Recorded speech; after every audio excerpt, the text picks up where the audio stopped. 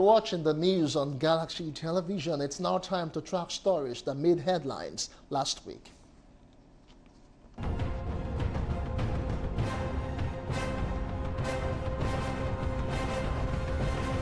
Welcome to Tracking the Week. The Federal High Court in Abuja on Monday softened the bail condition for a Bayelsa state-based journalist, Jones Abiri, who was on the 24th of June arraigned on 3 counts of terrorism, economic sabotage and fraud. Justice Ijeoma Ojukwu had earlier granted him 100 million naira bail with one surety in like sum, wherein she ordered that the surety must own a landed property in Abuja metropolis. Abiri was unable to meet the requirement to regain his freedom, forcing his counsel, Samuel Ogala, to apply before the court to vary the bail terms. The judge on Monday gave Abiri new bail conditions. In the varied bail terms, Justice Ojukwu ordered one Mr. Frederick Lopobiri, a level 14 officer of the Federal Ministry of Power, who elected to stand as a surety for Abiri, to swear an affidavit. The judge ordered Lopobiri to swear to an affidavit of means commensurate with the bail sum earlier granted. He was also asked to in furtherance deposit originals of the title document of his landed property situated at the Nasarawa Axis before the court registrar. Ogala, in a motion dated September 2 and filed on September 3, informed the court that his client was unable to meet the previous bail conditions because Abiri knew no one with a landed property within Abuja metropolis.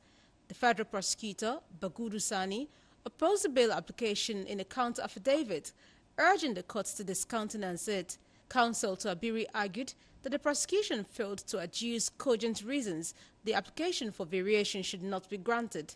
Justice Ojukwu granted the bail application and adjourned the matter until October 17 for trial. Addressing journalists after the court proceedings, Ogala said he hoped Abiri would be released after perfecting the new bail conditions. President Muhammadu Buhari on Tuesday presented the year 2020 budget proposal to a joint session of the National Assembly. President Buhari, who arrived in National Assembly chambers at about 2 p.m., presented the budget to lawmakers. The president announced that 125 billion naira was allocated to the National Assembly, while 110 billion naira was allocated to the judiciary.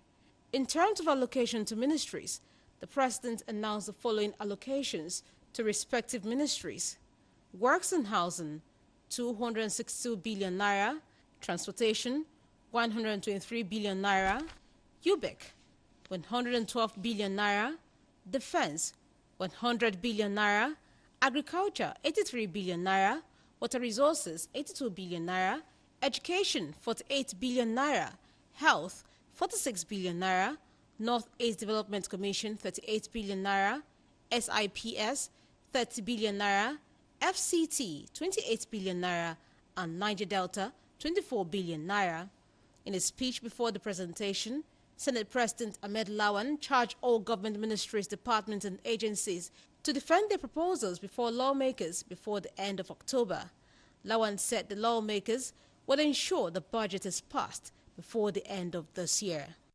President Muhammadu Buhari on Wednesday inaugurated the Economic Advisory Council, tasking them to focus on data collection. The 8-man Advisory Council, at the maiden meeting with President Buhari, was asked to set an agenda that is achievable in the short term. President Buhari last month replaced the Economic Management Team headed by Vice President Yemi Osinbajo with the Economic Advisory Council, which is mandated to report directly to him. The council is headed by Professor Doyin Salami, with Dr. Mohammed Sagagi as Vice Chairman, while the Senior Special Assistant to the President on Development Policy, Dr. Mohammed Salisu, is the Secretary.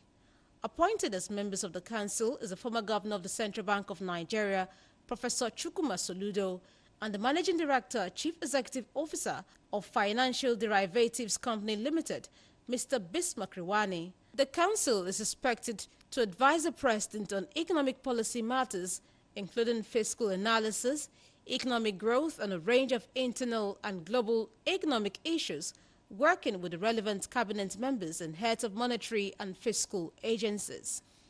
President Muhammadu Buhari on Thursday met behind closed doors with former President Goodluck Jonathan at the presidential villa Abuja. The former president arrived at the State House at about 3 p.m. and went straight to the president's office. The agenda between the two men was unknown to newsmen.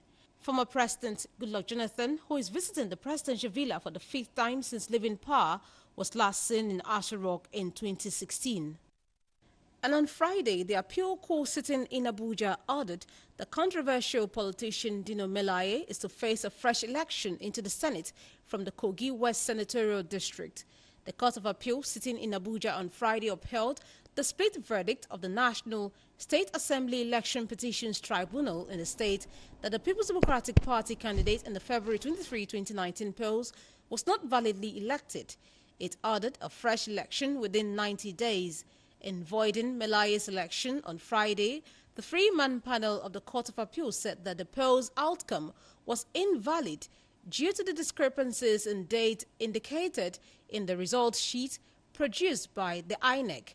The court noted that while the election was conducted on February 23, 2019, the result sheet had February 25, 2019 written as the date of the election.